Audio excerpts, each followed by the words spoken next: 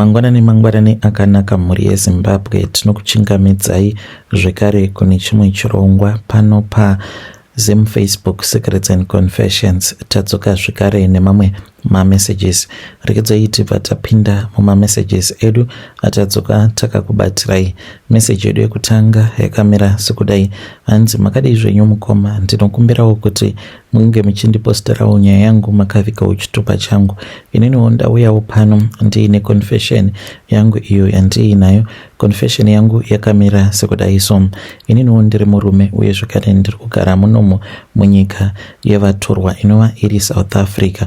Izvi zvakaitika mainge muri mugore ra2013. Kubva ipapo kusvika pari nhasi, I have struggled in life and I can't recover financially. So zvakaitika mukoma ndezvekudai: ndakauya munomo muSouth Africa muri mugore ra2012 ndobva ndachizodzokera kumba muna December. Ndadzokera kumusha, mudzimai wangu akabva ati tainge tichifanira kuti tinge tichienda kunonamata. Takaenda kupindura kuya but ndainge ndisingatodi kuendako, so takaenda tikaita usiku hwose tichinamata. Ndokubva ndachizodzoka kunoko. Ndadzoka kuno zvechokwadi, we had a breakthrough in life.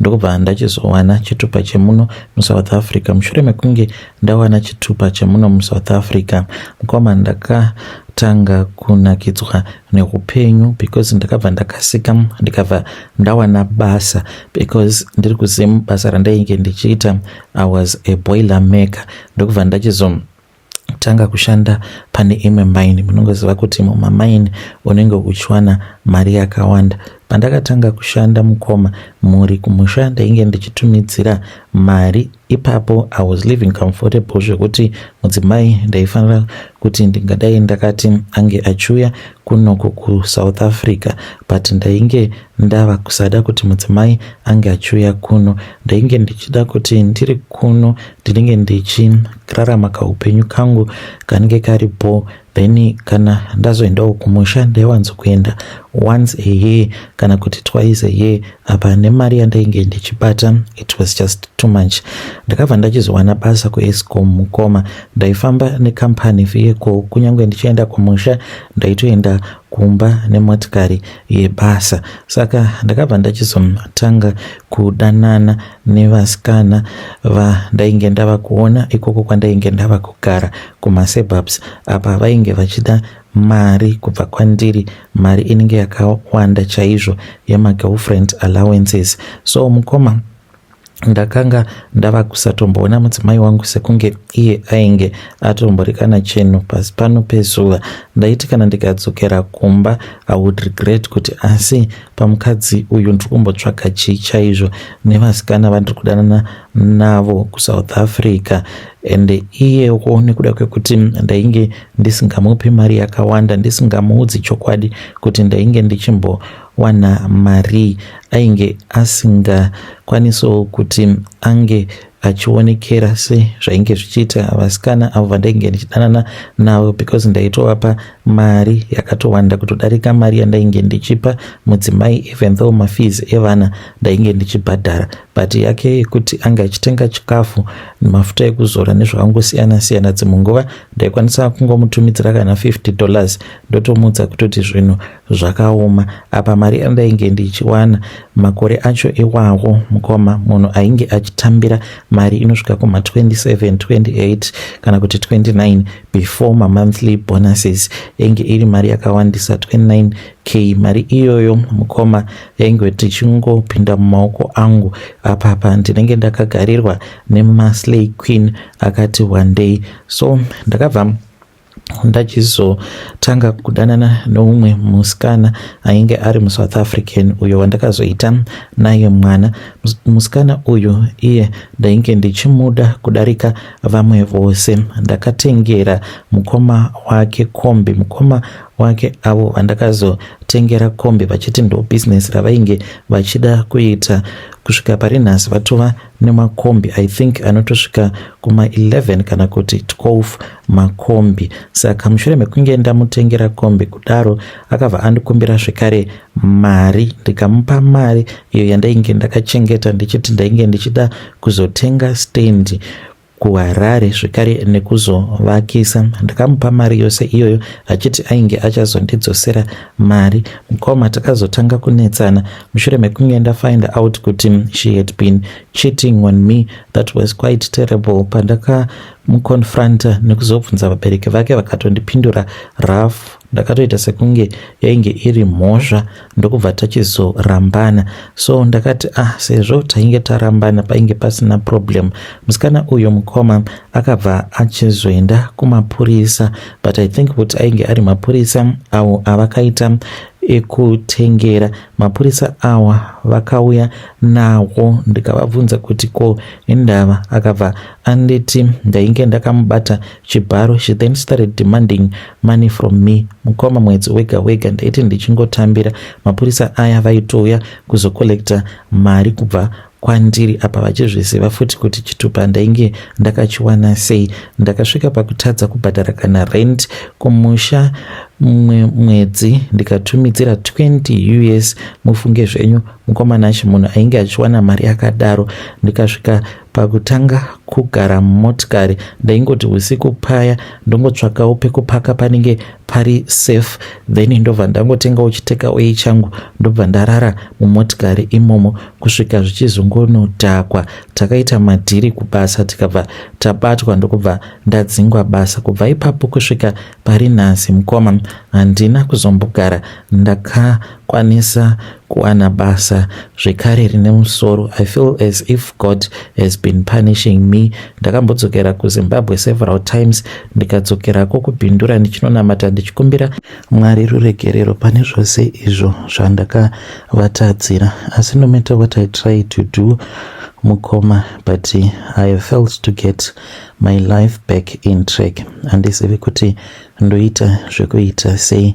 Ndiyo secret yangu iyo yandiinayo mukoma nashi. Pari zvino ndigerewo mumalocation basa, kungoitawo zvimapiece jobs semunhu anga agara achiita mabasa iwawawa ewelding. Handizoshayiwo kamari kekuti ndinge ndichirarama, but God has punished me. Mhuri yeZimbabwe ndo message iyo yandakatumidzirwa ichibva kuna mukoma vedu avo. Ngatizamei kuti tinge tichitaura navo mukoma vedu mucomment section. Zvakangooma hazvo vedu pakaipa. Regedzei tibva taenda panyedu inotevera. Nyedu inotevera yakamira sekudai. Hanzi mukoma makadii zvenyu? Apo pandainge ndichiri ne23 years, iko zvinozvi ndava ne45 years. Saka ndiine 23 years kudaro ndakabva ndazoroorwa nemurume wangu ainge aine mari. Ndakasangana naye apo pandainge ndichiri ne20 years. So andipfimba kudaro akabva andiudza kuti ainge aine mudzimai, but nemudzimai wake vainge vachinetsana. So ndakabvuma kuita girlfriend yake. Akabva anditangirawo chiflea market changu. Makore acho iwawo vanhu vazhinji vainge vachienda kuna noBotswana vachinohota. So akabva andipa mari, akabva anditi ndinge ndichienda kuBotswana ndikanohodha hembe nebhutsu nemasutsu ndokubva ndachizodzoka kuno kuZimbabwe. Ndadzoka paya ndokubva ndachizotanga kutengesa zvinhu zvangu. Saka akabva achizopedza divorce yake nemudzimai wake, akabva achizondiudza kuti ainge ava kuda kuti tinge tichigara tose.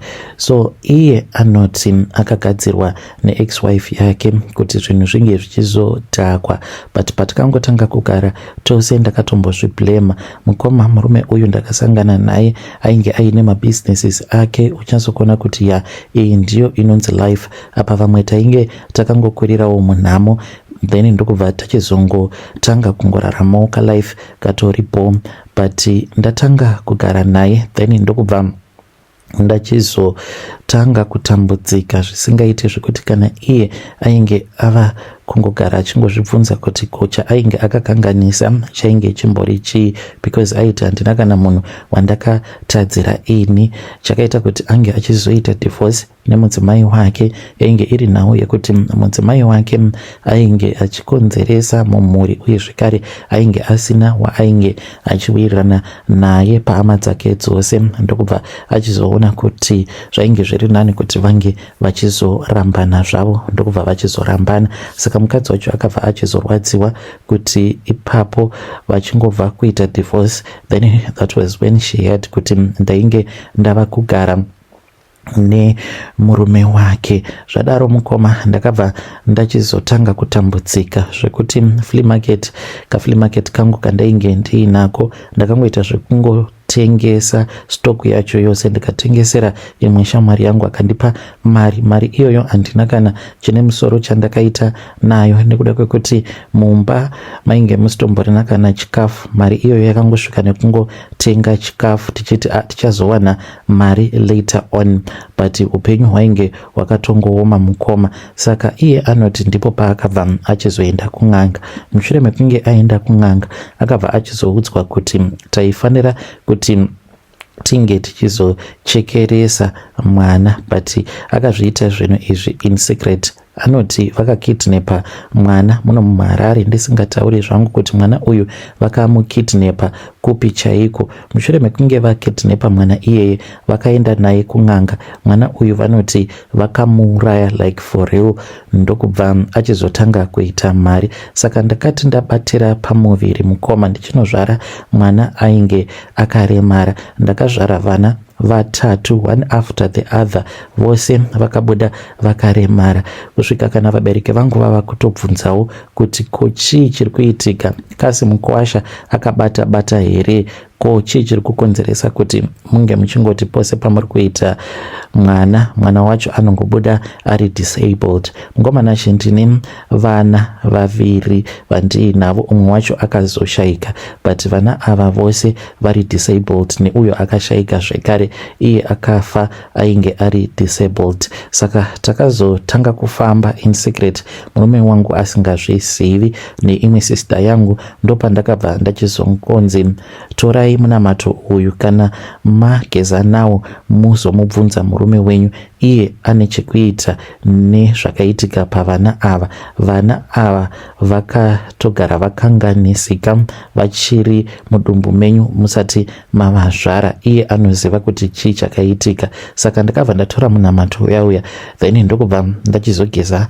nawo. Ndakati ndichitaura nemurume wangu ndokubva ndamubvunza kuti iye ainge achizviona sei kuti 3 times munhu unosenga nhumbu waenda kulabor wozvara mwana anenge akaremara 3 times over and over again. Ndopaakabva achizotanga kuchema. Saka ndakamubvunza kuti ainge achichemei, akabva achizondiudza kuti ipo paya zvinhu pazvakaoma. Akazoenda achinokumbira mari kune umwe murume uyo ainge aine mabhazi awa mukoma ainge aine mukurumbira kwazvo. Saka vainge vari mabest friends even though ainge ari mudhara wechikuru. Saka aendako ikoko ndopaakabva achizokumbira mari achida kuti ange achivhura rimwe business.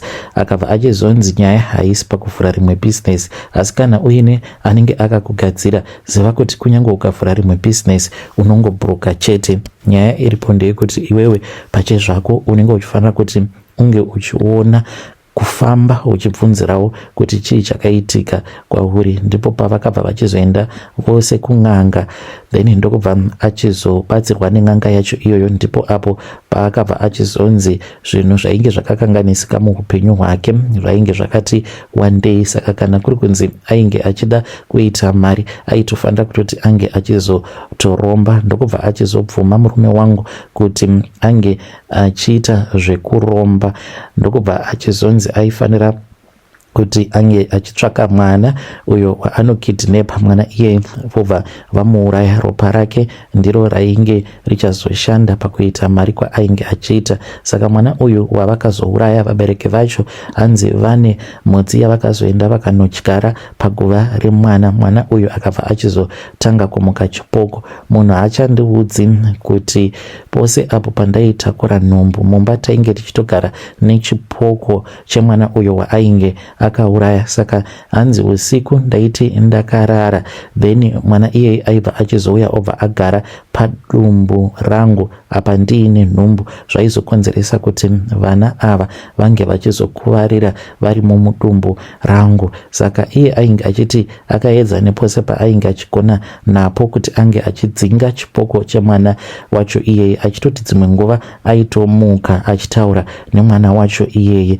Saka ndaudzwa zvose izvozvo mukoma, ndakachema ndikashaya kuziva kuti ndoita sei. Akabva andikumbira kuti ndisaudza vabereki vangu. Kusvika pari nhasi hakuna kana hama yangu inotombozviziva kuti chii chakaitika. Takazoenda tose kun'anga ndichida kuvhara hama dzangu kuitira kuti uyo anenge afamba akaenda kumaprofita, kuvafundisi kana kun'anga asazonoudzwa chokwadi ikoko chekuti murume wangu ainge akaromba. Ndokutojoinawo kwandakatoita zveurombwa ndichitaura nemi mumba tine kasutkesi kedu. Kasutkesi aka iko kane kakofini karimo musutkesi imomo. Saka chipoko chemwana uyu chinoti kana chikauya pamba pedu then chinobva chahakwa nekofini racho iroro, mweya wake unobva wanopindamo mukofini imomo. Handisati ndakamboona chipoko chake, but zuva iro raanenge anzi anenge auya pamba anowanzokuya huri usiku kubva kuma10 kunosvika kuma12 ndonguva dzake idzodzo, musi waanenge auya pamba pedu kuzoti shanyira. Saka ndinongonzwa movement. Monaki iri rinogara pasi pemubhedha, saka ndinotongonzwa mamovement pasi papo pemubhedha. Ndobva ndatoziva kuti chinenge chiri chipoko chake. Saka anenge achihakwa nekofini kuti asazonetsana nesu. Kana akangohakwa mweya wake ukapindamo mukofini anoita nguva yakareba achizama kuti anga achibudamo. Paanobudamo anenge akaneta, anobva ambotiza pamba pedu, obva amboenda otombogara, totombokanganwa kuti izvi ndo zvakaitika, then anozodzoka zvekare. Ndizvowo zvatakaita inini nemurume wangu, but I had no choice. Mufunge zvenyu mukomanachi, because zvainge zvatoitika. Tigere zvedu mumari, asi mari yacho imari yeropa. Zvinhu zvinongondirwadza pose pandinenge ndakatarisa vana vangu, mwoyo wangu unenge uchingorwadza kuti saka vana ava vari kufira zvivi zvababa vavo. Uye zvekare uyo akashayika mukoma akangotsvedza ndokubva atodonha akabva atotsemuka musoro, mwana wangu wekushayika. When you post my story ndezeveseiwa ndichange ndichizoteverera ndiri mucomment section. Muri yeZimbabwe ndo message iyo yandakatumidzirwa ichibva kuna vahanzvadzi vedu. Zvakangooma hazvo vedu, where strange things indeed they do happen in this world. Rekedzai tibva taenda panyaya yedu inotevera. Hanzi mukoma makadii zvenyu?